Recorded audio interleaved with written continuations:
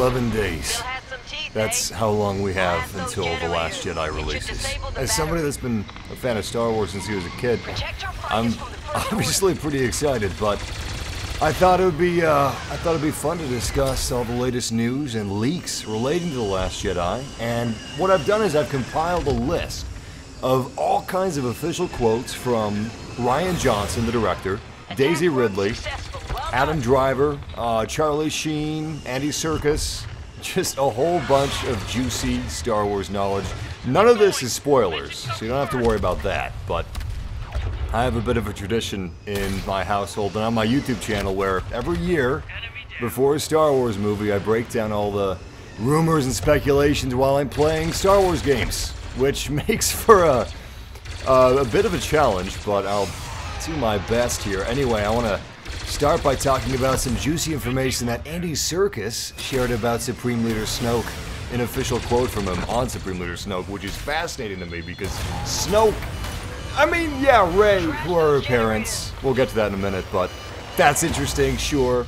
What's with Luke? Is he a gray Jedi now, fully? Is he throwing away all semblance of the Force or the Jedi Order? We'll get to that as well, but Snoke, in my opinion, he's the most interesting part of the new trilogy that we've got going here. Anyway, Andy Serkis, the actor that plays Snoke, said that Snoke is driven by greed and pain. The quote goes like this: "The thing about Snoke is that he's extremely strong with the Force, the dark side of the Force. He's terribly powerful, of course, but he is also a very vulnerable and wounded character. He's suffered, and he has suffered injury. The way that his malevolence comes out is in reaction to that. His hatred of the Resistance is fueled by what's happened to him personally. And he's definitely an oligarch, apparently. He loves luxury. Which may be partly why Captain Phasma's armor is shaped and wrought from a space yacht. It actually is. Anyway, he's not afraid of showing his luxurious side, apparently, which is why he's draped in beautiful golden bathrobes. That's absolutely fascinating. He's very, very strong with the Force. You know, some people on Reddit and some of the different speculation and theories forums brought up some interesting points. Some people consider that he was the power that Palpatine was talking about of the unknown regions. So there is the Star Wars universe that we know.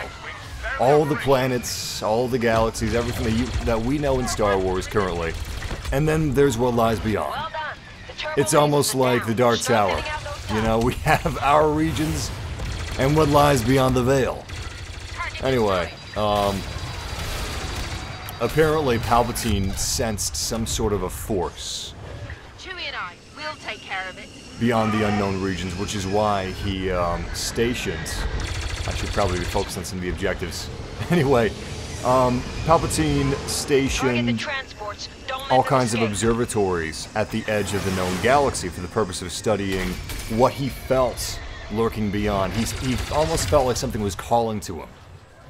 However, Thrawn, one of his high-ranking admirals, believed that it was a threat. Palpatine believed it was calling to him, Thrawn believed it was a threat. And Palpatine even had contingency plans where he planned to destroy the known galaxy and move on to a new galaxy, which is partly why he was studying the unknown regions. Anyway, you know, I think I got a bit of, let me check to make sure I have this set to game mode on my television. There we go. Okay. I keep forgetting to reset it to game mode. You'd think televisions would do that manually nowadays. I mean, automatically. Obviously, mine's doing it manually. But, yeah, I found that absolutely fascinating. Because if Snoke is what was calling to Palpatine, and Snoke comes from the unknown regions, well, then he could be something entirely new, which is something that would be completely new to the sequel trilogy, since we've gotten so many familiar things. But some people also say that he's Darth Plagueis because he's suffered injury. He did say suffered injury. He's not just someone who suffers from torments. He's not just a troubled person. Andy Serkis said that he's suffered injury as well. He's suffered both forms of pain and suffering. So, not only is he extremely powerful, but he's suffered injury. So, I think that the age-old theory that Snoke is Plagueis is more possible than it ever was. Anyway, I'm really excited to see exactly who Snoke is. We may not find that out. We may not have our entire answer in The Last Jedi, but it's time that I start focusing on the game as well. Anyway, bridging off from Snoke, we also have a bunch of news that relates to Rey and Snoke and Kylo Ren. So, Rian Johnson, the director of The Last Jedi, had this to say. He said that The Last Jedi is a film that's about adolescence. And really, the entire sequel trilogy, Force Awakens, The Last Jedi, it's all about adolescence. That's almost all the transports. Finish off the I don't know rest. if you've seen, well, obviously you probably have if you're watching this live stream, you've probably seen Rey's new outfit and her new haircut. It's even in the game, Battlefront II. She's got more of a mature look to her. She had a bit of a boyish look in The Force Awakens with her Jakku outfit and how all of that fit her and suited her. And now she has a different haircut. She's looking more mature. She has almost an outfit that resembles Luke Skywalker's robes in The Last Jedi. You know, it's a little darker, earthy tones. More brown than gray. But I still believe that even though it's got more brown than gray, that she's going to be a gray Jedi. It's possible that she forsakes the Force entirely. But I don't think that that's necessarily what's going to happen, because it looks like Rey is possibly a Force birth. The two most likely things as far as her lineage is concerned is she's either a Force birth like Anakin, she's the second coming of Anakin, so to speak, and in which case, if that is true, then what she said about her being a nobody is completely accurate. She would be a nobody. Just like Anakin was technically a nobody. He was a Force birth, but he came from a slave on Tatooine. Anyway, she's either a Force birth or she's a Solo. And she's Kylo Ren's sister. And Disney says that Star Wars is all about family. And that would certainly be about family if she was the sister of Kylo Ren. It would also explain why Snoke is talking to her in the trailer for The Last Jedi, because it's obvious that she's strong with the Force, stronger than she knows. And even Mark Hamill, Luke Skywalker, is talking about how strong with the Force she is. So, in the novelization of The Force Awakens, Snoke had been talking to Kylo Ren for a very long time. Ever since he was a boy. It's even speculated that Snoke was actually the true voice of Darth Vader. That Kylo Ren felt calling to him, and his grandfather never really did call to him, except for the pull to the light. The pull to the light that Kylo Ren felt, in actuality, could have been Anakin Skywalker, his Force ghost, calling to Kylo Ren as Anakin, not Darth Vader, and it was Snoke who was calling to Kylo Ren as Darth Vader, trying to reach the girl on Jakku. And it would also explain how Kylo Ren knows about a girl on Jakku being a possible threat. His infamous nasally, "What girl?"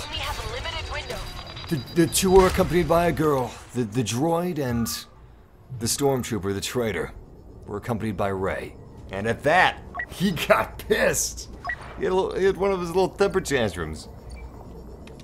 And we'll get to Kylo Ren in a minute, but diverging from Kylo Ren, back to Rey, in the interrogation scene of The Force Awakens when Kylo Ren was trying to probe the depths of Rey's mind. Wow, that's a lot of rubber banding, look at that. Can we still get a kill? I don't know. Anyway, he's talking about Han Solo and how Han Solo was the father that Rey never had, or so she felt. But in actuality, Han Solo would have disappointed her. I think Han may be Rey's daddy. I think she might be Rey Solo. I love how many little things we can take down with this ship. This is a Resurgent class Star Destroyer, by the way. This is a First Order Star Destroyer that we're firing upon. But, yeah, I'm going to take a quick break from talking about all the theories since I've been rambling non-stop. I'm going to get back to what Rian Johnson said in his official statements on The Last Jedi, but I'm going to talk to chat room.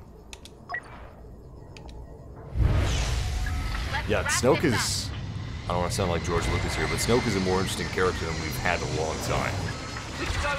And the fact that we could possibly be seeing Darth Plagueis on screen, oh my goodness. That's actually really cool. Disney's shown that they're willing to take risks. They're willing to show things that were considered legend recently, but have been made canon. Jeez, no heroes are available, look at that. Literally every hero's in play, even Yoda. I wonder where he puts his cane inside of his starfighter. Does he just plug his cane into the control stick shaft? Our fighters have arrived. Keep the First Order from destroying them. Alright, Darth Maul. Let's see if we can take him down. Missile's locked. Oh, man! That is the bane of my existence. As soon as he goes invisible, I can't lock on him anymore. I can still target him, but... Great work, everyone. The First Order can be defeated.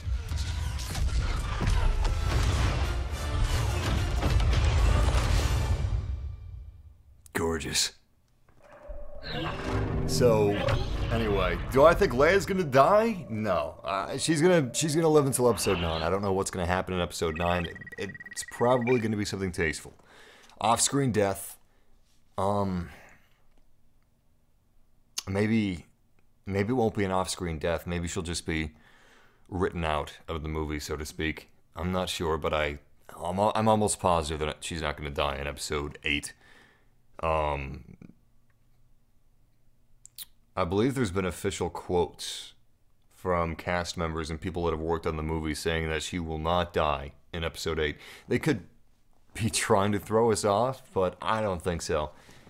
I think that's going to happen in Episode 9. Originally, she was going to be a huge component in Episode 8 and 9. Leia was going to be enormous. And you know what? They've led us into a trap. Brace for impact. I got some things to say about that. I'm actually glad you guys brought up Leia, because there's some important stuff we're going to talk about as far as Leia and Kylo Ren are concerned. But, let's see. So, Kylo Ren, I almost guarantee he's going to find redemption. Rian Johnson said that Episode 8 is about adolescence, the transition from childhood into adulthood, and finding your place in the world. And you have these new powers that you're feeling inside yourself for the first time. You don't know what to do with them, you don't know who you're going to get help from, who's going to be unreliable, who's going to be reliable. Navigating those very tricky waters, that is all we have to navigate. That's why it's so personal. Part of what your relationship is to the heroes. People you thought were your heroes, and people you don't expect who become your heroes. And it looks like the unexpected hero may be Kylo Ren.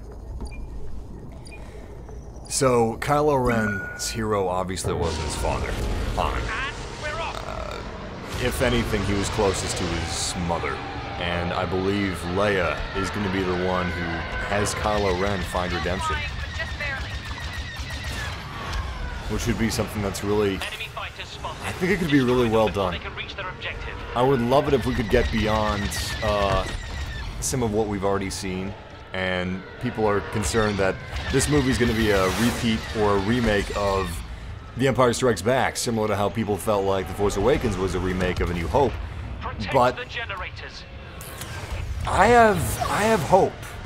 Star Wars hype is built on hope, and I think that it's going to be the most different Star Wars film we've seen yet.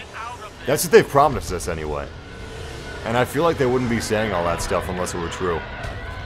Just look at how they marketed the campaign for Star Wars Battlefront II, right? That was completely accurate. No, seriously though. The first 2 words of The Last Jedi were revealed. The first 2 words said in the movie are "We're not."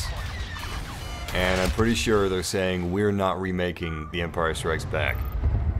Or maybe they're saying we're not revealing Jar Jar Binks' character until Episode 9. I don't know. Anyway. If you look at Kylo Ren's clothing in Episode 8 compared to Episode 7, there's a beautiful thing about these films. Mark Hamill said it himself. Star Wars is pigeonholed into usually just being, some science fiction. You know, it's some schlocky fun stuff. And while that is true, you know, it's based on Flash Gordon, but there's more to Star Wars. It's got a whole mythos.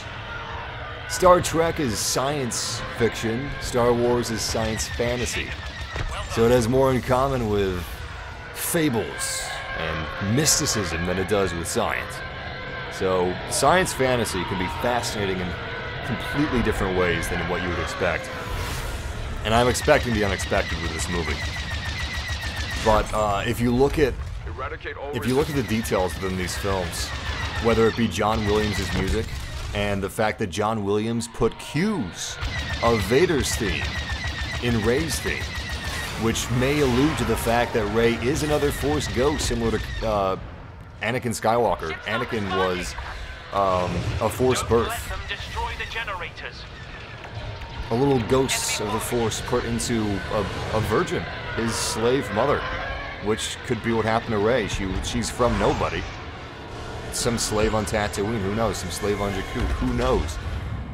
Regardless, the details in the Star Wars universe they're absolutely fantastic, and they're without bounds. And you know what? We're even seeing some of these details emerging for The Last Jedi before the film's even released. For instance, Kylo Ren's outfit. What?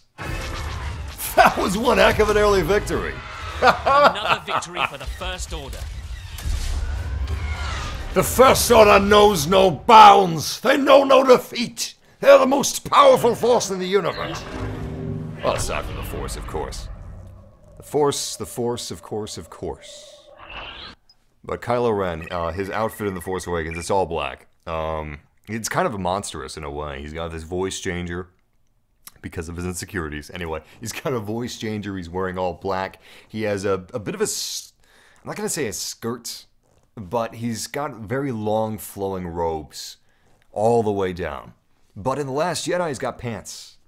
Our boy's got pants. He's not wearing his mask. He's starting to overcome some of his insecurities. He's starting to grow. And the stitching in his clothing is gold. In The Force Awakens, it was black. We're starting to see some lighter hues. He looks more knightly than he did in the previous film. And that's pretty cool that we have details like that, because that's yet another thing that's alluding to Kylo Ren having some sort of redemption. And something else that alludes to that is what Daisy Ridley said about Kylo Ren. But before we talk about that, I just want to read off another quote relating to Kylo Ren. People you thought were your heroes, and people you don't expect who become your heroes. In the interrogation scene, it's obvious that Kylo Ren discussed Han Solo as if he was a disappointment to him. Han Solo was someone who was his father figure, someone who was supposed to be a strong figure, but who he believed didn't have the strength within him to do what was needed. Not only that, but Kylo Ren, he had to learn himself, or through Snoke, via a fake Force ghost of Vader. He had to learn that he was related to one of the biggest mass murderers in history, someone who slaughtered younglings, someone who was the dog of the Emperor, of the Empire. And your father was a general in the rebellion, and your mother is a princess of the rebellion. That's a tough pill to swallow, especially for a kid that's just learning his place in the world and doesn't know what that is and what that means. He doesn't necessarily trust his parents fully, and he views his father as a disappointment. So he clings to Vader as his hero. It's possible that he may discover that Snoke was actually the one calling to him in his visions, and it never was Vader. Maybe we'll see Anakin's Force Ghost. Maybe Hayden Christensen is in Episode 8. Anyway, I think that Leia is the one who's going to become his hero. I think that's part of why the directors, everybody was discussing how big of a role Leia played, and I was thinking to myself, what is her role? Why is her role so important and so vital to the sequel trilogy? What are they doing here? Is it just because she's the General of the Resistance? No, no, no, no. It's not because she's the General of the Resistance. It's because she's Kylo Ren's mom. She's gonna be his hero. She's gonna be the one that sparks his redemption. Is what makes most sense to me anyway. Think about it. He didn't really like his father. He straight up killed his father. His mother, deep down, still believes that there's good in him. She's the one that convinced Han to bring her son back, to bring him home. I love what they're doing with this. I think it's going to be beautiful. I think that people had their problems with The Force Awakens, which I can get, I can understand. Skywalker here. God damn, I love Luke Skywalker's voice in this game. Anyway, I think that the problems that The Force Awakens had are not going to be present within The Last Jedi. I think it's actually going to be a really solid film, aside from being a Star Wars film. On its own, I think it's going to be solid, which is something you definitely want. Like Rogue One, it was pretty good, but I mean, as a film on its own, I'm not so sure. As a Star Wars film, it was pretty good though. But Disney apparently is extremely happy with Rian Johnson. We're hearing them talk about Rian Johnson in ways we haven't heard them talk about J.J. Abrams or Gareth Edwards, the director of Rogue One. And that's really exciting, because this is supposedly the most different, the most ambitious, the most shocking Star Wars film yet, because it's dealing with things that we haven't seen dealt with before. Questions we haven't seen answered. Which is exactly why they're choosing Rian Johnson to spearhead the new Star Wars trilogy that's coming after this one. Apparently the new Star Wars trilogy, it's no holds barred. They're letting him do whatever he wants. It can be in a completely different era, 1,000 years in the future, 1,000 years in the past, whatever he wants, with absolutely no returning characters. It could be in a part of the galaxy that we have never, ever seen before, with absolutely no connections to previous Star Wars films, if that's what he so desires. Except for maybe lightsabers. The lightsabers may always stay, but the fact that they said all that, the fact that they're going in a completely different direction after the Skywalker saga ends, tells me that this film is going to be something different. And I think we've all wanted something different for a while now. So I'm really happy about that. And that's part of the reason why I want to do this live stream, because I find that really exciting. Massive, do you think Jar Jar Binks will tie into the next two Star Wars movies? Well, the first two lines of The Last Jedi are "We're not." And I actually learned the next few words after that. It's "We're not" revealing Jar Jar Binks' character until Episode 9, so Episode 9 is when you're going to see Jar Jar Binks. Is it me, or did they add more shipyards at Fondor? I could have sworn there were less. I'm seeing all kinds of them in the distance now. Alright, we gotta go back to the objective. But there's tons more stuff I want to talk about. I got a bunch of official quotes here from cast members, and some really juicy stuff relating to Daisy Ridley and Adam Driver. Apparently, Daisy Ridley has been singing Adam Driver's praises. She says he's a fantastic actor, and the chemistry that they have on screen together is outstanding. Meanwhile, she's talking about how Rey and Finn are just like brother and sister. Ooh, that's gotta hurt. You got a boyfriend? Cute boyfriend? No, but I got a brother. He dresses like he buys his clothes at Hot Topic. He's got a thing for his mom, but he hates his dad. He's got daddy issues. Poor Finn.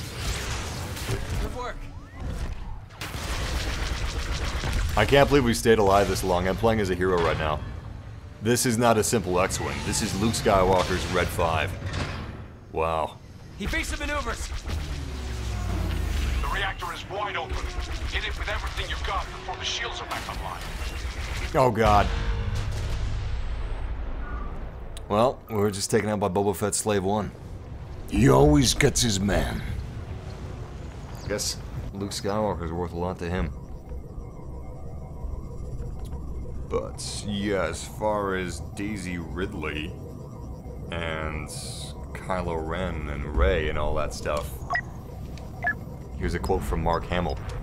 Mark Hamill said the focus is now on Rey and Kylo Ren. It's really about Rey's journey. Episode 8, anyway. Episode 8 is really about Rey's journey. I'm more the Obi-Wan Kenobi or Grand Moff Tarkin category as a character. I'm important to her journey, but not the focus. For Luke, the most optimistic character from the original trilogy, to be so cynical now is really stunning. But it's so much more interesting than if he was just a standard Obi-Wan character. So, if you remember, there were actually a little controversy going on about Mark Hamill's hatred of what they were doing with Luke Skywalker, but apparently that was all true. He really didn't like the direction they were taking Luke. He personally felt like it was a bad decision and that the character, it just didn't fit the character at all. But he's changed his mind. I don't think that... Oh, God, I'm sorry. I don't think that Mickey Mouse cracked the whip. Oh, shh. We gotta turn this around. We are not doing very well in the game. I've just been talking about Star Wars stuff, and here my team is losing to the Empire. We gotta destroy the shipyard at Fondor. That's our goal. Let's go after it. Like a hungry dog. Anyway, I don't think that Mickey Mouse was like, well, Mark Hamill, you can't be talking shit about Star Wars. This is your paycheck. I think that this game has a lot of lag. I just died with rubber banding. The rubber banding was actually what killed me. Anyway, I think that Mark Hamill genuinely enjoys what they're doing with the character, but he just had to see firsthand where the script was going and what they were doing with it. And now that he has, I think he understands it and he likes it, but it took a while for him to get to that point. Anyway, let's go full on Y-Wing bomber strategy. Just all in on the objective, all chips down on the table. But,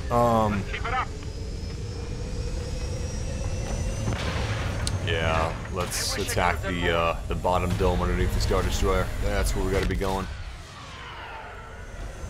Oh, no, one more. One more, there we go.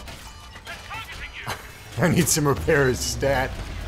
Alright, reactor's open. Let's give it all we got. Nice! Game. Alright, that's a victory for us. Now I can continue concentrating on what's really important. We've done it. We've loosened the Empire's grip on this entire system.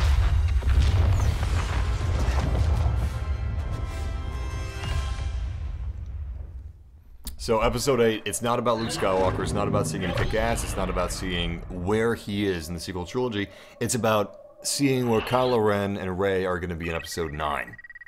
Rey is making a big transformation, so is Kylo Ren. Kylo Ren's transformation may be even larger than Rey's. Rey may be more powerful than Kylo Ben, but Kylo Ren, he's going from killing Han Solo to being a hero. He's going from killing his father to being a character with redemption. A character that may even become a hero. Whereas Rey is... She's obviously maturing, and she's maturing into someone who's not as naive, or even as friendly, possibly, as the girl that we met on Jakku in The Force Awakens. All forces, repel the rebels' assault. You know what? Let's go to a different game mode. Anyway, like Mark Hamill said, it's about them. And I'm really excited to see where they go with that.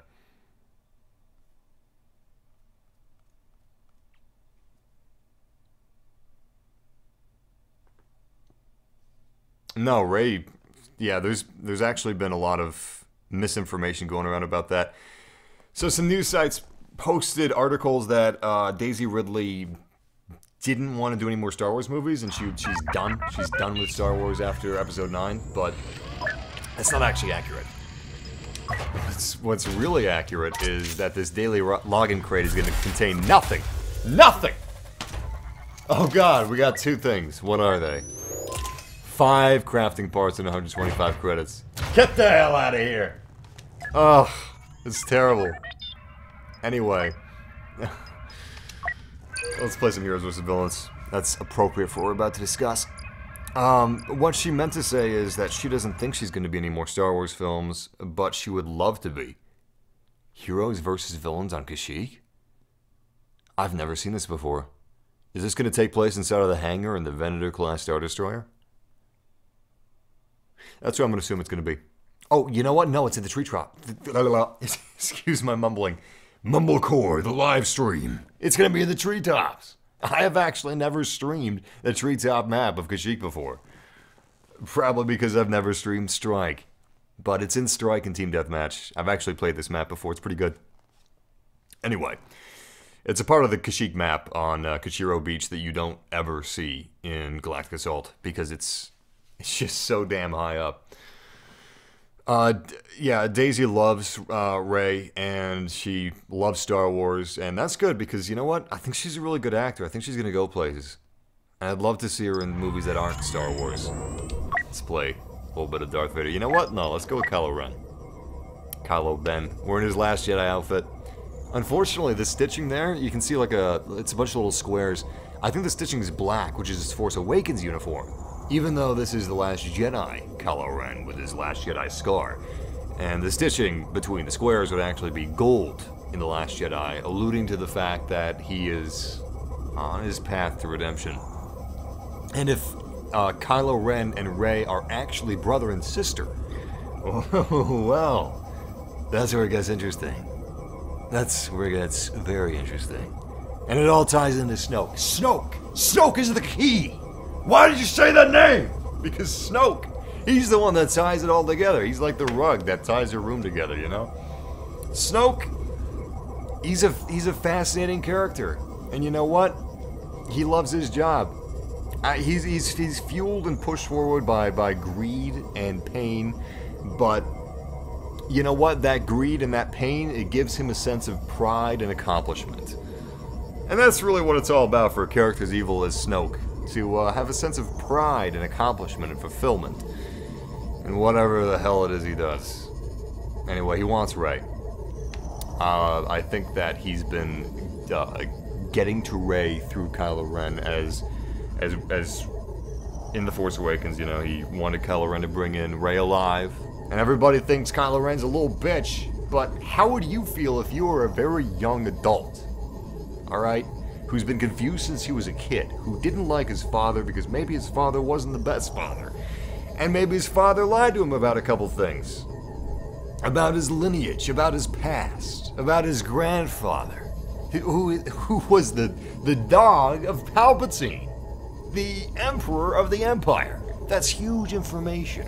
Not only that, but he's Force sensitive. When did he learn about being Force sensitive? We don't know. Kylo Ren may have had to find that out by Snoke talking to him in his dreams first. Anyway, Kylo Ren at some point decided, probably because of the seduction of sexy Snoke, that he wasn't one for the Resistance or the Rebellion.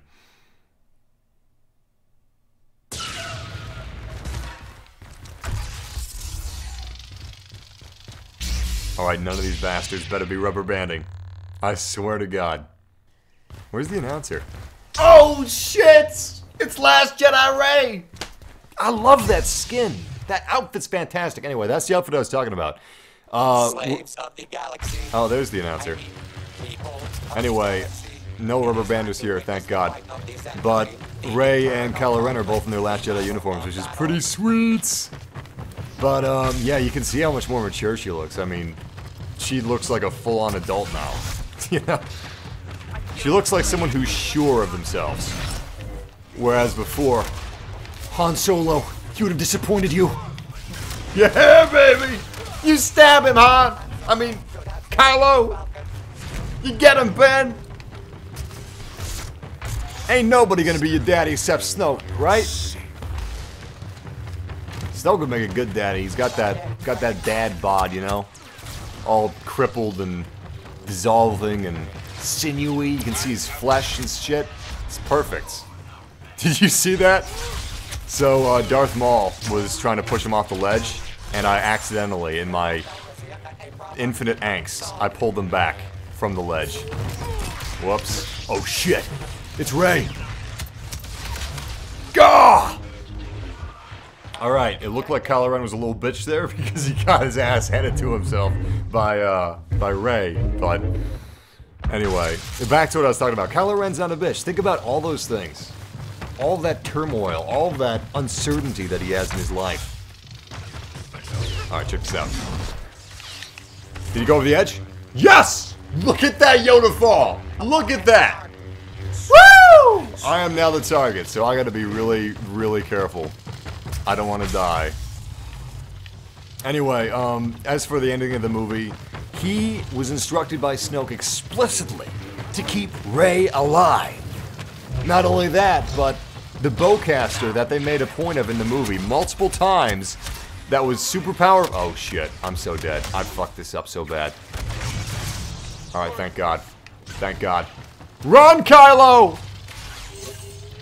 Oh my God, thank goodness they defeated Lando. He was the chosen one.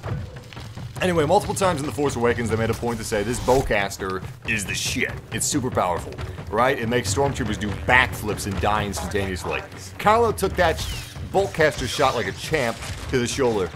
I'm pretty sure that Chewie, he didn't set his bowcaster to full power because, you know, it's Ben. He knew Ben when he was just a kid. Damn, how did my health go down so quick? Anyway, he knew Ben when he was just a kid. He's not gonna just kill him outright, even though he killed Han. Chewie's a bro. You know, he's solid. But yeah, he took that bowcaster shot to the shoulder, and he was supposed to bring Rey in. Kylo Ren is he's just a messed up kid, you know? He's like Damien from The Omen. Okay, not quite. Not at all, actually. Looks like the chosen one's Lando again. Damn! It's kind of surprising. Excellent. Rey's down. Lando's down. Yoda's about to go down. It's all about to go down. Beautiful. Wait, it's Spacey 404. Was that Kevin Spacey playing as Yoda? Creepy little green goblin that touched Luke one too many times? I think that is Kevin Spacey. But, yeah. I love Kylo Ren as a character. Effectively done. Absolutely love it. Jesus, oh my God. Mind trick, mind trick, mind trick! Over the edge, over the edge. No, not quite. Oh my God. I was touched by Kevin Spacey. Nah, Damien wasn't as angsty, you're right. Damien, he was a focused boy. Good boy. Good Damien. You know what? If Anakin never redeemed himself and he was still Darth Vader, but he was dead, and he possessed Kylo Ren as his new body in like a Palpatine fashion, Kylo Ren would have been as badass as Damien in The Omen. He would have been a man with a plan and a destiny. Well, the thing is, Target detected. yeah, not all Sith have the Darth in front of their name. George Lucas was a little... Maybe that's canon now, but when George Lucas was in charge, it wasn't canon. Anyway, we're about to die. So, I mean, our team is about to lose. So, I gotta protect the shit out of Darth Vader. Which is fitting. Because I'm his grandson. I'm his little grandbaby. Oh, the enemy team was about to die. I'm sorry, I'm still reading my notes. I swear, I'm focusing on the gameplay as well. But I got a crap ton of really interesting stuff right here I want to talk about right now. This is a compilation of quotes from Daisy Ridley, Adam Driver, J.J. Abrams, and Rian Johnson. Okay? This is huge. This is absolutely fantastic stuff. How did we do? Not too bad. We got a decent amount of kills, but we'll do better next time. Maybe next time I won't have a bolt caster to the shoulder or to the knee. But no, we don't know if Kylo Ren. Well, Kylo Ren's not a Sith.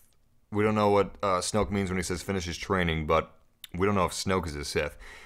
As far as Andy Serkis's quote on Snoke, it doesn't sound like he's a Sith, because Andy Serkis says that he is extremely powerful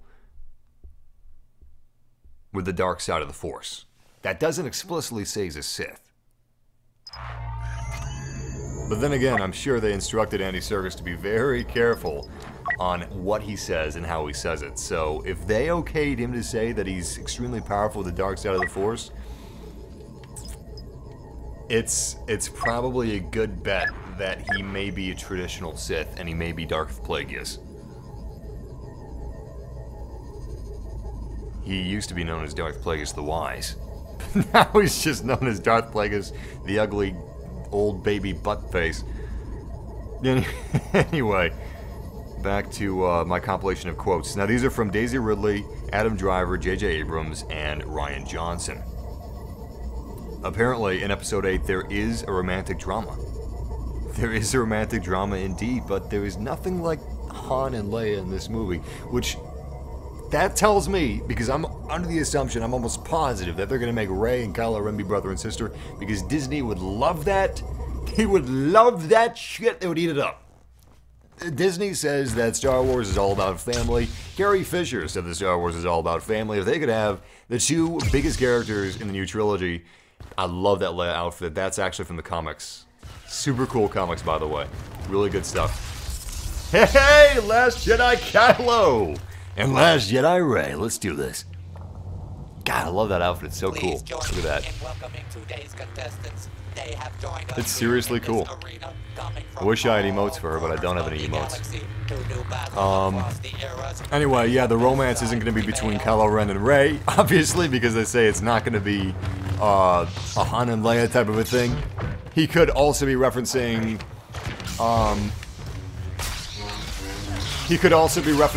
Finn and Rey, because Daisy Ridley multiple times has said that Finn and Rey are like brother and sister. Poor son of a bitch, Finn. You just can't get your break. But, yeah. There is a romance. I have no idea who it'll be between. Maybe it'll be between Finn and the newcomer mechanic character, who's supposed to be a fairly large character. She's not going to be just a side character that we see off screen for 2 seconds. She's going to have lines. Probably some, oh my god, importance to the plot. Somehow, I shouldn't have done that. And I won't do it again. Yoda met his end bravely. There are two halves of our protagonist. Our protagonist, it's gotta be Rey. It's gotta be Rey. I don't know who else it would be. It's not Luke Skywalker, he's not the protagonist. They've said that multiple times. If we're taking consistency as a fact with all these interviews, then there are two halves of our protagonist. Rey, there's a light side to her and there's something underneath. And if she is indeed Anakin 2.0, if she is in fact a Force birth, well, we know those two halves to Anakin. That's weird. We're not starting. Do I have to go with someone else? Someone else playing as Rey? Don't know what's happening there. Anyway. The two halves of light and the dark. So... Great! Just great! This is really hard to play and read and theorize all at the same time. Excellent. Excellent. I'm about to be the next target, so I gotta stay alive. Yes! Kylo is dead! Oh god. Oh god. Oh god. Oh god. Damn you, Boba Fett! You get the hell out of here! Woo! I got a bit of a health boost thanks to me being the target, but I'm still the target! Oh, Jesus. I hate you, Boba Fett. Woo! You see that shit? 1 in a million shot, kid. 1,000,000 to 1. That was fantastic. He was the only one that could have killed me, guaranteed. Alright, we killed the enemy target, so we're good. We lasted that round. Now it's my son. Ben! Get your ass over here. Yeah, he's gonna give you a spanking. Alright, we're actually in a hot streak here. Oh shit, it's Kylo!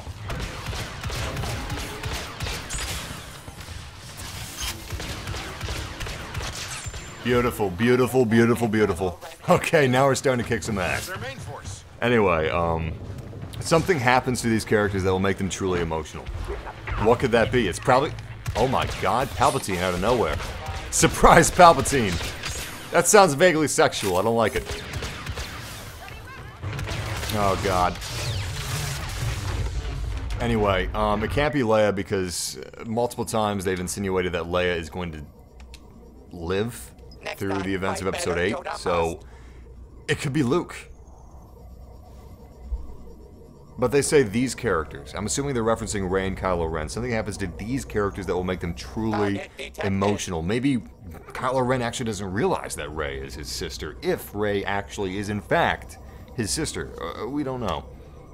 Obviously, we don't know any of this. These two figures who seem to resonate with each other, we cannot take our eyes off of them. They gotta be talking about Kylo Ren and Rey. I thought their dynamic was complicated, fascinating, and full of potential. The dynamic between Kylo Ren and Rey is obviously going to be the focus of these new movies. Off the edge, off the edge? Nope. Nope. Nope. Nope. Oh my goodness. I can either do one or the other. The dividing line between light and dark is becoming more and more ambiguous. You don't say. And you could say that the relationship between Rey and Kylo Ren symbolizes that. There it is! There it is! That's what we're looking for. Everything's becoming more ambiguous. Huh? Ah. And you could say that the relationship between Rey and Kylo Ren symbolizes that. Oh shit! He went off the edge. Goodbye, Kevin Spacey. So, Kylo Ren isn't necessarily going to be fully evil anymore, and Rey isn't going to be fully good anymore. Or at least she's not going to be as naive and innocent as she was. Innocence! Innocence is what's going to be lost. Shit. Come on, come on. Damn it! Damn it! I laugh about everybody else doing it, and then I do it myself. I think there's something familiar there, as well as something to be feared, or something that Luke can't quite place. Identifying target. That's got to be referencing Luke Skywalker not being able to recognize what he should have recognized with Kylo Ren. Some people speculated that he should have recognized what he didn't recognize with with Palpatine. But that doesn't make any sense to me. I think that's a crock. I think what they're really referencing is Kylo Ren in Rey. That she isn't all good, that she isn't as innocent as she seems, or at least she won't stay that way. This lag is driving me crazy. Oh, it's so bad.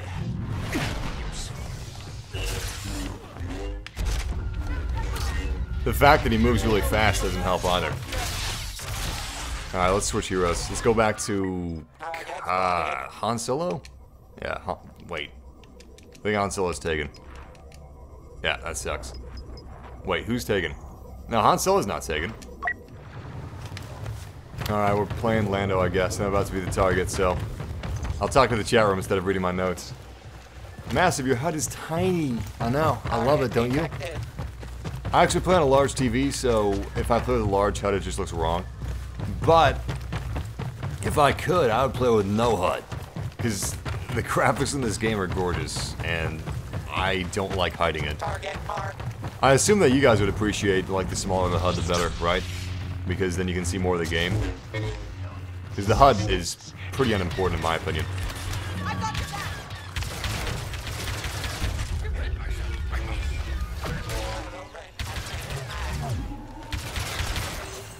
Oh, damn. Looks like we won. Still moving. Still. We're close to losing if we're not careful.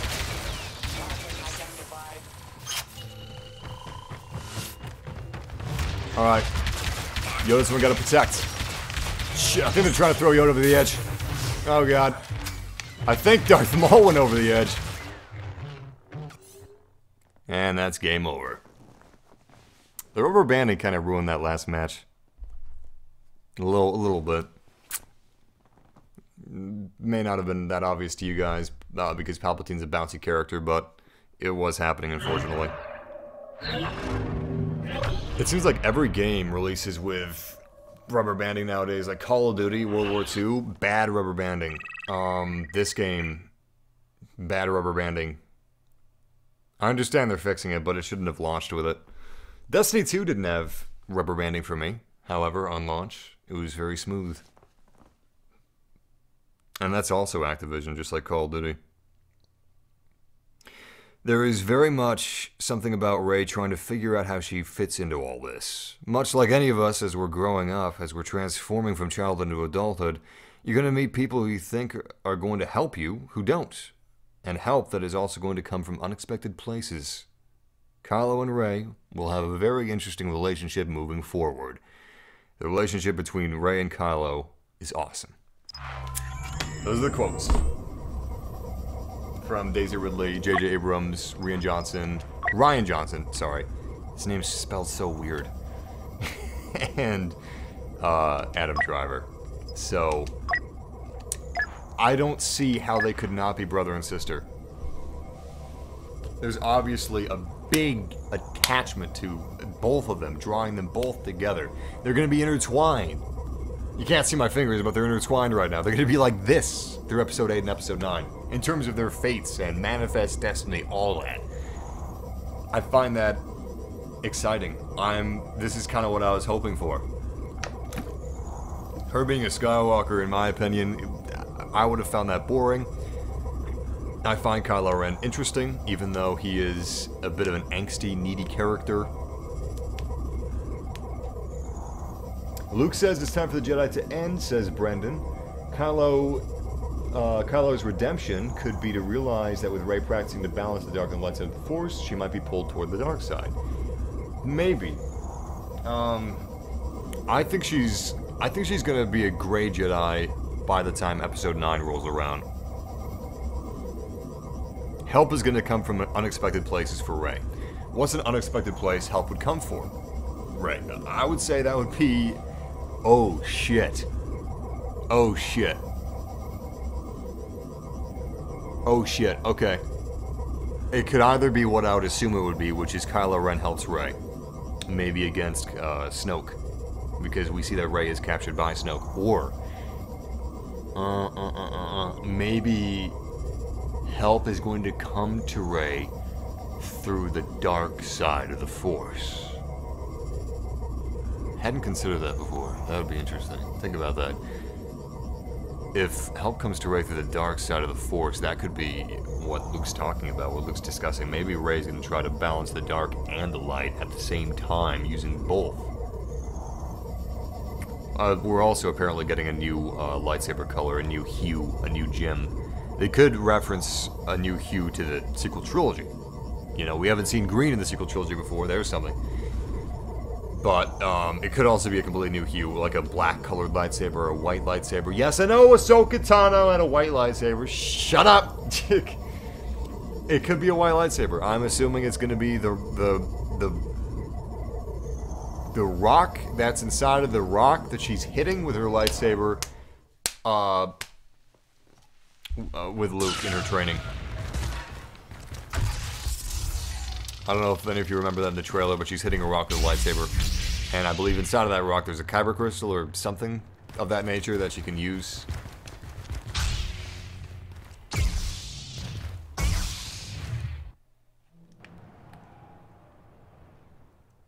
The galaxy rejoices. Never before have we seen such an all-star cast of great heroes. Mark Hamill's got some pretty strong ideas about Luke Skywalker. I don't know if you know what his... Actually, you know what? Guess what Luke Skywalker's scene is Mark Hamill's least favorite. There's a scene in Empire that Mark Hamill hates. He doesn't like it. He really doesn't like it. Oh man. I didn't get any hits on him. Anyway, the scene is... I don't know if you guys guessed it or not, because there's a bit of a delay in the live stream, but the scene is the Wampa cave scene, where Luke kills a Wampa because a Wampa licked his feet and stuck him up in the ceiling. You can't do this. Oh my god. That mind trick is so effective. Beautiful. I'm going to be the next target. Rey was the last target. It's like poetry, it rhymes. Our fates are intertwined. It's an awesome dynamic. Anyway. The reason Mark Hamill didn't like that scene where he killed the Wampa is because he thought it was out of character for Luke Skywalker. That Luke would have understood that this was just an animal doing what was in its nature. Defend me! Defend me! Alright, we gotta kill... Oh shit. Oh shit, Rey tricked me. Rey tricked me. We gotta kill Luke. Luke is dead. Thank goodness. And yeah, Mark Hamill also thought that what he's doing in The Last Jedi was out of character for Luke. At first. At first. He's since changed his mind on that. The snack bar? No. A red crystal turns white after it is purified. Is that still canon? That would be... Oh, shit. Yeah, I could see that. Imagine this. Imagine... taking into account everything that we've heard,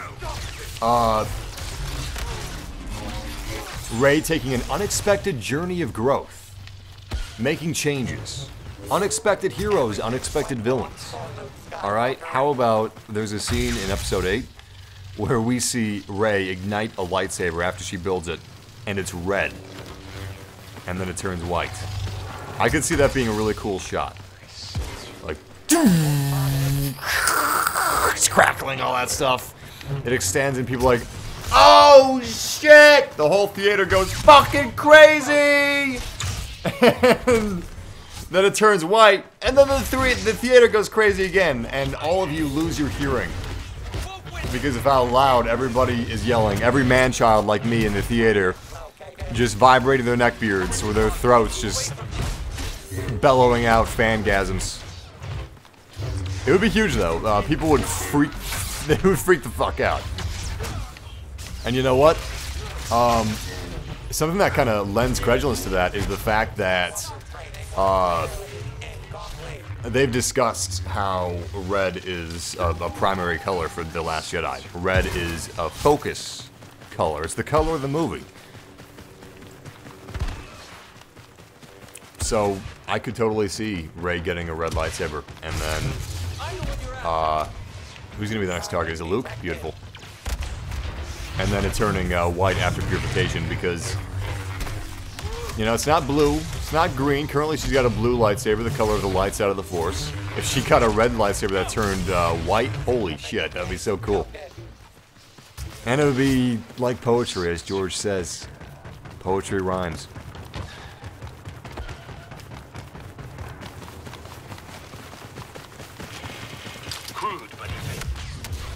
Wait, Luke purified his red crystal and turned green? Really? I thought what happened with Luke's green lightsaber was that he built it in a cave with a box of scraps! No, I thought that Luke found plans in Obi-Wan's old huts, or old Ben's hut on Tatooine. And he used those plans to build his lightsaber, and he found a kyber crystal in Ben's hut, I thought? I don't know. It's all so messy. I don't know what's canon, what's legends. You need a degree in Star Wars to keep track of all that stuff. How many people are there in the match? Oh my god, it's just one person. You know what? I'm gonna even the odds. This match is screwed. That's a shame. There's all kinds of lag. The other people crashed out of the game. It was just us versus Luke. How do you make your HUD smaller? I can't find it in the settings. I'll show you. A lot of people can't find that. Whoa, you just got 1.1 thousand credits in a match in Star Wars Battlefront II? Are you shitting me? You mean battle points or credits? Because I have never seen over 400-something credits in a match. Over 1,000 should mean that they fixed the credit system or it's a glitch. I'm guessing it's a glitch. Alright, so if you want to make the HUD smaller, you go into video and HUD scale. You want to turn that to 0. But if you have a small television, you may not want to turn that to 0. I also don't recommend that you turn motion blur to 0. I keep it at like 15, 25.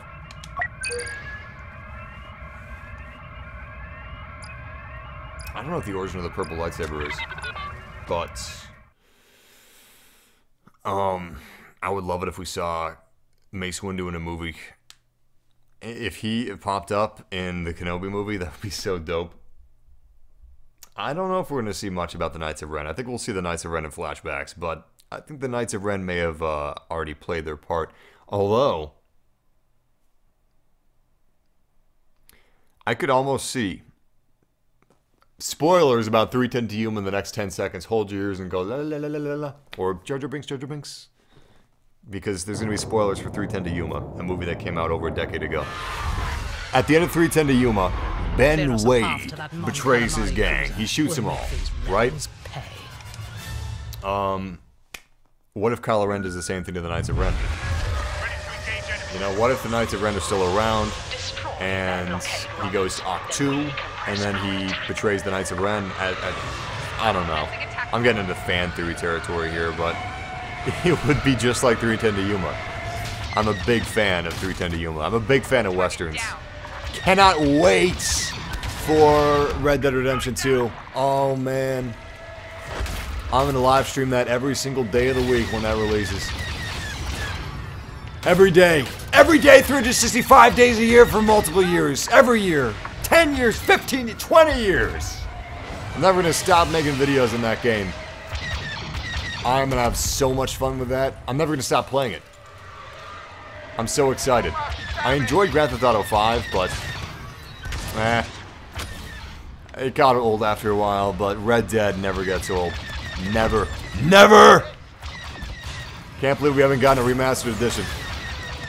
They gave us LA Noire. Okay, LA Noire is a great game, but give us Red Dead Redemption Remastered, you cruel, cruel people. Destroy their blockade runners. Open They're waiting for a way to put microtransactions into the remastered edition, and then we'll get it. Rebel blockade runner eliminated. You're taking damage. I think they're trying to fix the lag because I'm noticing the lag transforming. The rubber banding isn't as bad as it used to be, but now there's more of a general lag. Every once in a while, so I guess that's good. You know? It's like instead of Satan raping me, he lubes me up first. That's good. That's a plus. It's a silver lining is what you call it. You call it a silver lining.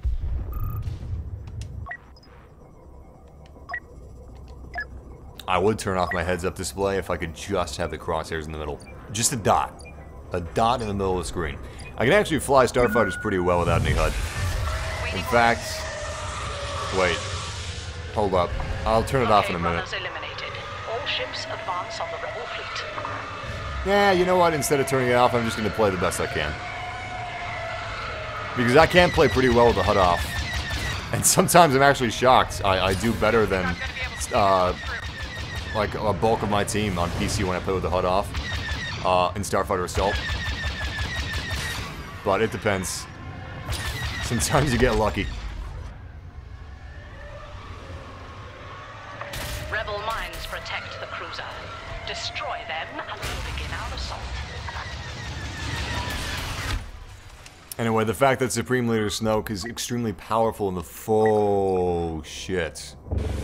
Supreme Leader Snoke, Andy Serkis has confirmed that he's extremely powerful with the dark side of the Force. The dark side of the Force. Think about this. Supreme Leader Snoke is Zeus, evil Zeus of the Star Wars universe. He impregnated a slave using the Force, and out came Rey. Oh, shit! I don't know if it was actually confirmed prior to Andy Serkis saying that Snoke is very powerful with the dark side of the Force, that he was a Force user. But now that Andy Serkis has confirmed that he's powerful with the dark side, holy shit. What if Snoke is actually Rey's father? What if he's Zeus? Star Wars Zeus. Star Wars is all about mythos and mythology, you know? That could totally be true. It's no longer far-fetched. Massive, who do you think Rey's parents are? Alright, these are the 3 things it could be. Snoke is evil Zeus, and he impregnated someone using the Force and birthed Rey. 2, Rey is Anakin, the second coming. She is a Force birth just like Anakin was, maybe even loose reincarnation of Anakin Skywalker. We even hear Darth Vader's theme, or cues from Darth Vader's theme, with John Williams. His theme on Rey. Rey's theme has cues from Darth Vader's theme. John Williams did that on purpose. He must have. He always does. He is a man with meaning. We also have cues of Darth Plagueis, the Wise's theme, in Snoke's theme. So Snoke could definitely be Plagueis for all the reasons I said earlier. He is a very powerful dark side of the Force user who was injured. And not only was he injured, but he is in pain. And he's driven by greed and pain, both. All of that matches Plagueis as a description, and their themes share cues. Rey has cues from Darth Vader's theme, so she could be Anakin's second coming. She could be a nobody. You know, she was a Force birth, born from a slave, someone like that, which would really make her a nobody. That's true. And then Daisy Ridley also said that she thought it was obvious who Rey was from The Force Awakens. That lends credulence to it being obvious that she was a nobody, a Force birth. Third thing, she could be a Solo. She could be Kylo Ren's sister, because everybody thinks that Star Wars is about family. Disney said that Star Wars is about family. Carrie Fisher said that. So, what is more family than Kylo Ren and Rey being brother and sister? Not only that, but consider the fact that this ties into everything I read in this live stream of Kylo Ren and Rey being intertwined in more ways than we know in Episode 8 and 9. And that Kylo Ren having redemption and Rey possibly turning to the dark side a little bit. Maybe incorporating both the dark and lights to become a full Grey Jedi. Or a new form of the Force entirely. Maybe Kylo Ren and her kind of create that together. This will not stand. But yeah, her being a Solo is hinted at by Kylo Ren knowing that a girl on Jakku accompanying that droid with him after Luke Skywalker is bad news. And the fact that he said that Han Solo, as she viewed it, was the father she never had. But that Han Solo would have disappointed her as Han Solo disappointed him as his father. And who does Leia hug at the end of The Force Awakens? Not Chewbacca, she hugs Rey. Yeah. I think it's gotta be one of those 3. Gotta be. No, see, it seems like Han Solo didn't know who Rey was, but Han and Leia would have possibly left her on Jakku to keep her safe, or someone else did that for their child. And the way that he looks at Rey it's really interesting. It could be that he's just fascinated with this girl and he just kind of senses something about her, or he's like, shit, this is my daughter, isn't it? This is my daughter that I had with my side girl. Or maybe Leia. Who knows? Was Han Solo a cheating tomcat? We'll find out in 11 days.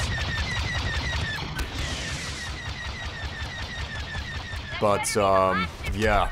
Han offers her a job. Han obviously kind of cares about this person. And I think that could really hint at him being her father. People thought that was a hint toward her being Luke's daughter, but I think it's more of a hint toward her being Han Solo's daughter. besides that, it could also play into... In Wonder Woman, Queen Hippolyta doesn't want Diana to know who she is, because then Ares would find her. The more she trains, the more she knows, the faster Ares will find her and the faster she could die. It may be the same thing with Rey, where Han doesn't want her to know her past, he doesn't want her to know who she is.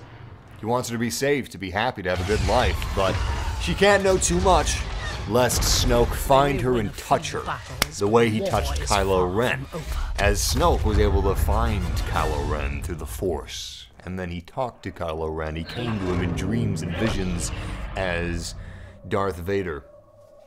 When it wasn't Darth Vader, it was in fact Snoke. That's what I think. That's what I think's going on. That's my theory. You know what? If I thought a little more about it, I would be able to basically guarantee who Rey's parents are. I think I might make a video about that. A bet, if you will, on who Rey's parents are. And then I will eat shit for the rest of eternity if it turns out to be false.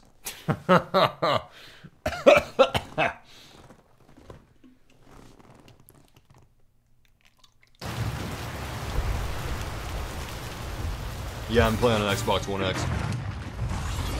Now, see, I don't think that Iden Versio is Rey's mother because they're not gonna make the main character of this enormous universe they're building up with the sequel trilogy the daughter of a fucking video game character. Iden Versio's canon, but no chance in hell. I will commit seppuku. I will bring a katana. I'm a huge fan of Star Wars, so I must be a man-child, right? I must own a katana. I'll bring a katana into the theater with me, and I'll commit seppuku right there and then. If she says, or if Luke says, Rey, your mother, your father, are Den and Iden Versio from Star Wars Battlefront II's campaign. Get the fuck out of here, Luke! I don't want to hear that shit!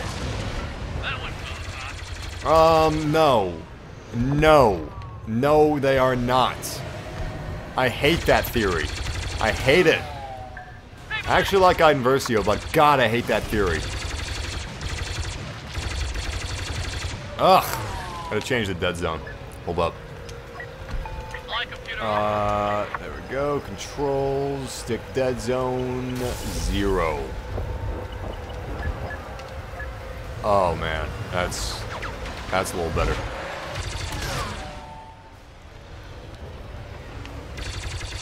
Anyway, Snoke and Darth Plagueis. Rey is a solo, maybe a Force birth, maybe Snoke's her father, but Rey's probably a Snolo and Snolo. Oh shit! And Snoke is related to Han Solo confirmed. No, yeah, Snoke is almost certainly Darth Plagueis. Or the threat from the Outer Rim. I mean, God damn it. Can I start over? Snoke is Darth Plagueis, or the threat from the unknown regions, probably Darth Plagueis, and Rey is most likely a solo. But possibly, if Disney is feeling adventurous, the daughter of Snoke, as she was a Force birth via Snoke. Because Snoke is extremely powerful in the ways of the dark side of the Force, as has been confirmed by Andy Serkis. We also have cues from Darth Vader's theme and Rey's theme, which lends to the Force birth thing. We also have cues from Darth Plagueis' theme and Snoke's theme, so yeah, there we go. All those things. We've built up some pretty good theories. I'm really excited. You know what? I'm excited to see the movie, but I'm almost just as excited to see which theories are right and which theories are false.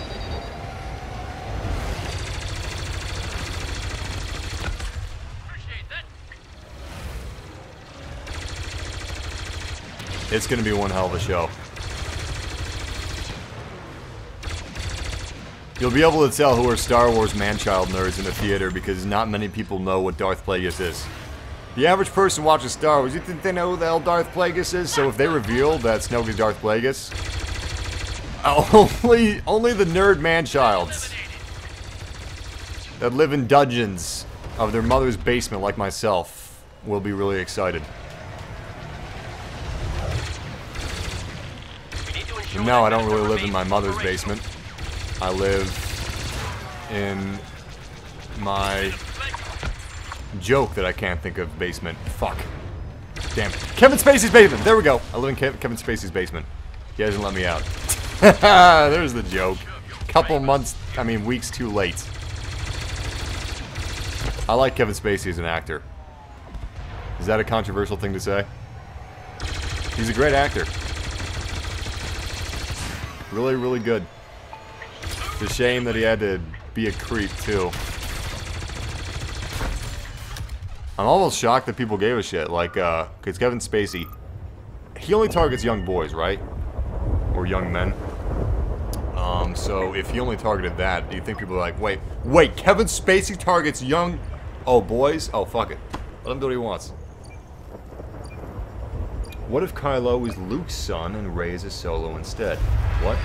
What? No, what? Our foes will be defeated.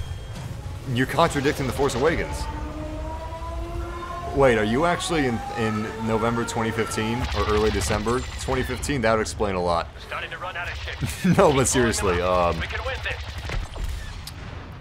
what I like, what I personally want, and what I think is true, I want Kylo Ren and Rey to be brother and sister. That's what those clankers get for underestimating clone troopers. Because honestly, we may have Luke Skywalker and Leia, but I need some more Wincest fan fiction for Star Wars. No, I think it would be a really interesting dynamic because one's evil, and one is good. And then the evil one might redeem himself and be good, and the good one might de-redeem herself and be bad. No, but there's some interesting places they could go. And I'm really excited to see where they go. Really, all of the likely options that we have they're spectacular.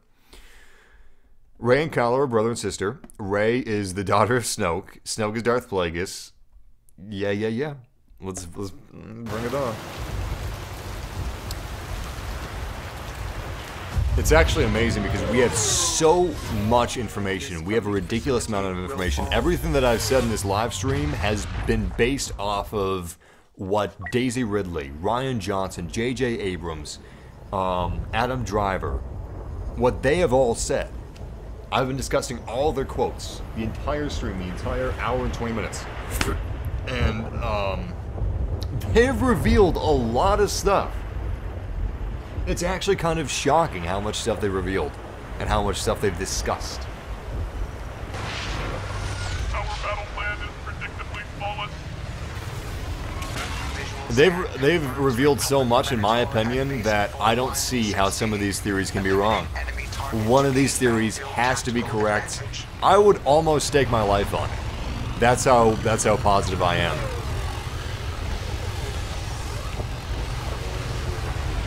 There's even been some concern that Daisy Ridley has accidentally leaked minor stuff or major stuff, and like other members of the cast as well, for The Force Awakens and The Last Jedi.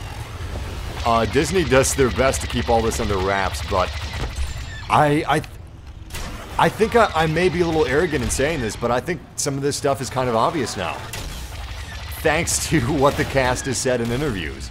And the director. The director has talked a lot as well. Andy Serkis has even said a lot.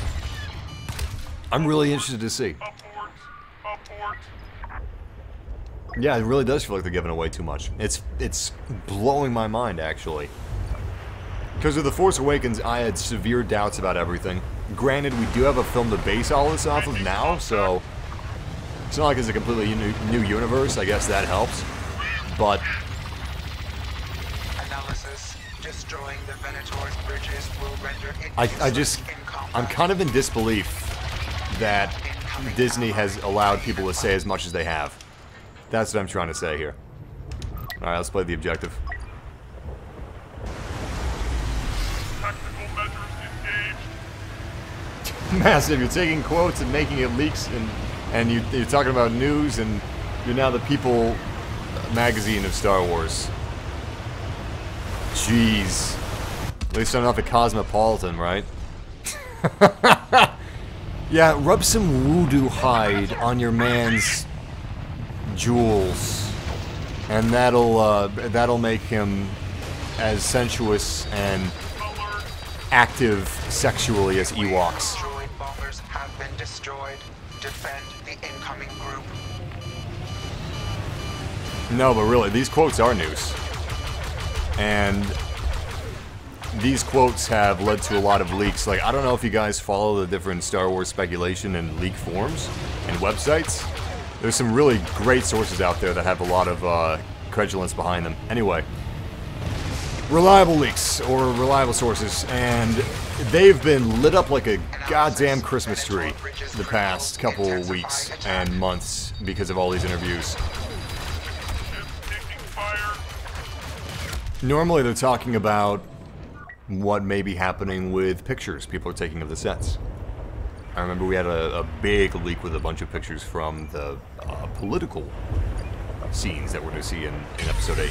Anyway, the fact that all of these leak and speculation websites are lighting up about all these interviews and quotes, that's pretty huge, because it's these people's passions and hobbies to guess what's going to happen in the movies. There has to be a lot of truth, or not just a lot of truth. There has to be a minimal amount of misdirection in all these quotes and interviews for everybody on these forums and web zones to be so focused on all this. You seeing this lag? Whoa, that was crazy. We're moving sideways.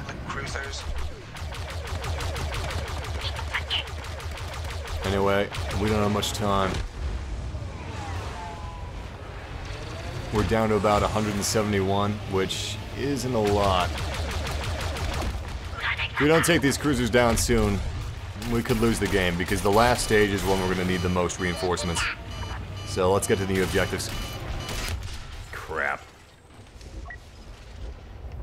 Oh, don't mind if I do.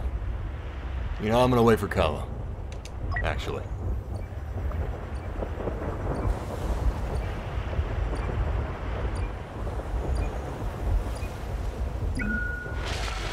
Actually, I'm almost positive that's false, that Rian Johnson said that Rey's parents aren't in The Force Awakens. He clarified, and he actually corrected himself, and he said that it's not explicit, but they could be shown. Like, they could have been shown in The Force Awakens. Yeah, he clarified that. I can't remember exactly what he said, but basically it was that maybe they were, maybe they weren't.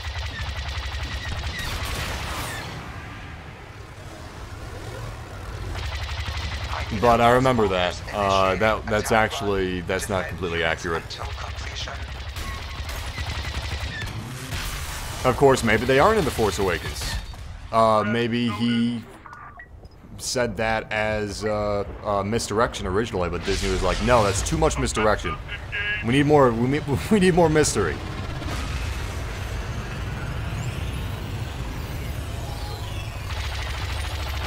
But then you can get into all sorts of technicalities where if she was impregnated by the Force, and if Snoke had a hand in that, she was a Force birth, let's say. Let's be a little less gross.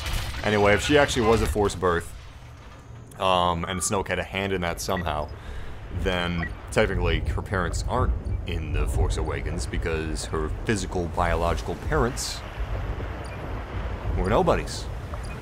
Because, well, her physical biological parent, singular, would probably be a slave.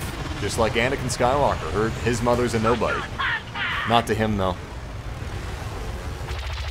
He slaughtered a whole tribe of sand people because they tried to... Actually, for a couple of years, I hadn't watched the Attack of the Clones in a long time, and I kind of just remembered that they're trying to eat her. Like, they put her on a spit or something. But no, they like raped her and abused her. It's so dark.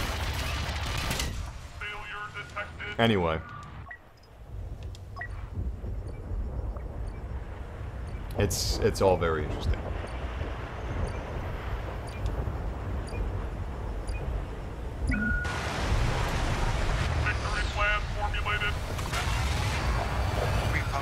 Then, of course, there's a theory that Rey is nobody completely outside of the Force birth, where she's just like, okay, my parents had me, and I happen to be Force sensitive or something, which could be refreshing, but I don't know if that's that interesting. I would much rather have, like, Anakin 2.0. But again, Anakin 2.0, her parents didn't have to be in any movie for that to be a fact, but who would have the knowledge of that, is what I'm wondering. Who would know who her parents were, or that she was a forced birth? Because in order to have that knowledge, I have no idea. I don't know. We'll find out. It has to be something that can't have too much exposition, because if it has a bunch of clunky exposition, it's not going to be effective. It's going to kind of lose audience members. It's not going to be well done. So it's got to be something that makes sense, that just clicks. All the puzzle pieces fall into place. Not something where you're like, it's this? This doesn't work at all. Making contact. Or something where it's like, okay. Intentional misdirection is terrible. Fire all batteries. I don't think they're going to do intentional misdirection.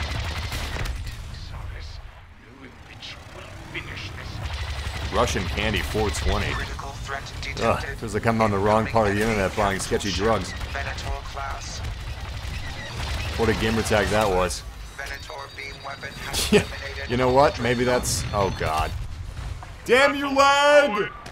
Maybe that's how they deal drugs in the future. They use Xbox Live. And you gotta be on the lookout for the right gamer tags. Yeah, it's the longest Star Wars movie yet. Pretty exciting.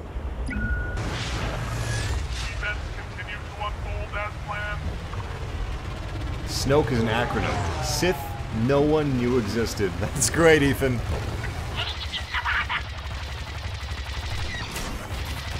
Although, if Legends, or I don't know if it's Legends or canon now, but if it's to be believed that Snoke is from the unknown regions, and that would make sense because we see in this game Resurgent class Star Destroyer, one of the First Order Star Destroyers in this game, is in the unknown regions, and Palpatine felt a calling, a pull from the unknown regions to him. Thrawn felt it was a threat, but Palpatine didn't. Anyway, if Snoke is from the unknown regions, then he may not be a Sith. There's more to the Force than light side and dark. We're going to find that out in Episode 8, and Snoke should be a big part of that because he's apparently very, very strong with the dark side of the Force. And he's very interested in Rey. Snoke is practically connected to every single mystery to do with this new trilogy. Republic Venator has restored power. Shields up. Beam weapon back online. Gotta watch out for that beam weapon. It's actually very, very deadly.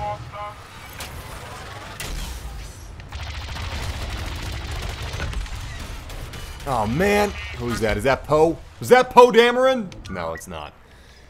He was looking for me though. Alright, let's take down Mr. Dameron. God, I love this TIE silencer. Shields offline. Engines exposed.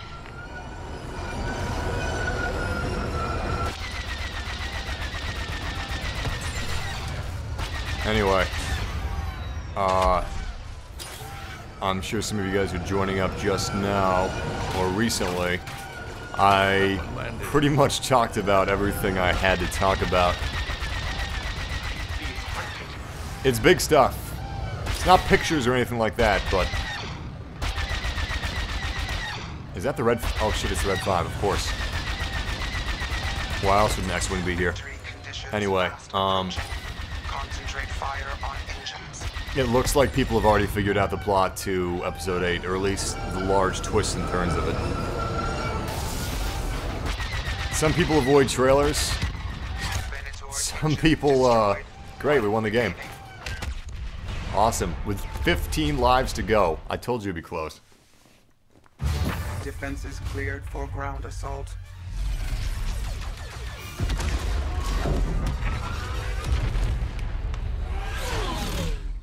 Some people don't watch trailers because they don't want to be spoiled of anything in the movie. And here I am, scouring Star Wars leaks and multiple speculation websites every single day, almost, reading anything I can. I personally find it more interesting, for me, to go into the movie and figure out what's true and what's false. You know? What speculation was accurate, and what speculation wasn't, or even half-truths. Anyway, I'm really excited for episode 8, and I wanted to make a live stream where I could discuss all that exciting stuff. Yeah, if she was a Kenobi, she would have to be his granddaughter, because the age difference, you know, it's too much. But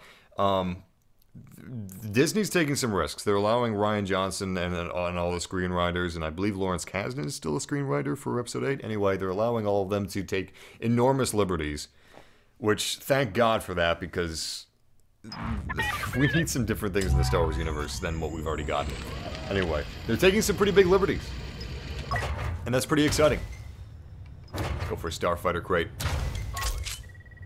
Especially with the mythos and what we're going to see in Act 2 with Luke and Rey. So, oh my god! 3 uncommons.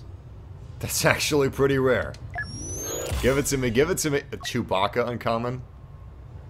2 Millennium Falcon uncommons, a duplicate. Okay, those aren't bad. I just don't play a lot of the Falcon. It's such a big target. Buy another one. But if they're letting them take all these liberties, then maybe Rey's origin is going to be complicated. But honestly, I believe they're going to try to make it simple. Because if it's too complicated, if it's like this off-screen character no one's ever heard of, and the timeline's complex, how are they going to explain that in the movie? It is the longest Star Wars movie yet, but it can't all be clunky exposition. Things have to click, they have to fall into place. If the universe isn't cohesive, if it can't make sense, like a puzzle, obviously without some of the pieces are going to be missing because we still have episode 9, but yeah, I don't think it's going to be that complicated, and it shouldn't be. I'm not saying it shouldn't be surprising, I'm not saying that it shouldn't be maybe complex, but it should make sense, and it shouldn't be too complex, because this is Star Wars after all. It's not Memento. But Memento, that's a fantastic film if you haven't seen it. Guy Pearce, look it up. It's great. Don't look up anything else about it. Find it on Netflix or something. Spoilers. Anyway, yeah, thank you guys for joining me for this live stream of Star Wars Battlefront 2. I am actually starving. I've not eaten since breakfast, and you wonder how I never go to the bathroom during my live streams. Well, I gotta go right now. Anyway, I'm gonna do some shoutouts to thank you guys for joining me for this, but if you had fun, subscribe, because we've got some more Star Wars gaming stuff coming soon, and also The Last Jedi DLC, which is coming out before the movie. So, yeah, I'm delving into that head first. Expect some pretty cool content regarding that. And also, if they actually fix the problems with this game, which I hope they do, because I actually like the game. And I'm one of the people that would like to see it fixed. Anyway. If they actually fix the game, I will be sharing on if that's actually a good fix or not. If it's actually a fair fix. If we actually get a fair amount of credits. If they try to sneakily reintroduce microtransactions, you'll see it here. But subscribe if you're a fan of Star Wars and gaming, and Westerns especially, because I'm really excited about Red Dead. But until then, let's do some shoutouts. And if you don't know what shoutouts are, I'm assuming you're new to YouTube live streams. This is just my way of thanking you guys for joining me and hanging out for a little while, talking some Star Wars. I didn't talk to the chat room as much as I would have liked because I just had so much to say, but I will next time. Anyway, Shout out to Swamp Dream. Shout out to Morbid Mouse, who says, "Shut the fuck up." Fuck you, Morbid Mouse. Anyway, shout out to Clash Your Rocks at Gaming.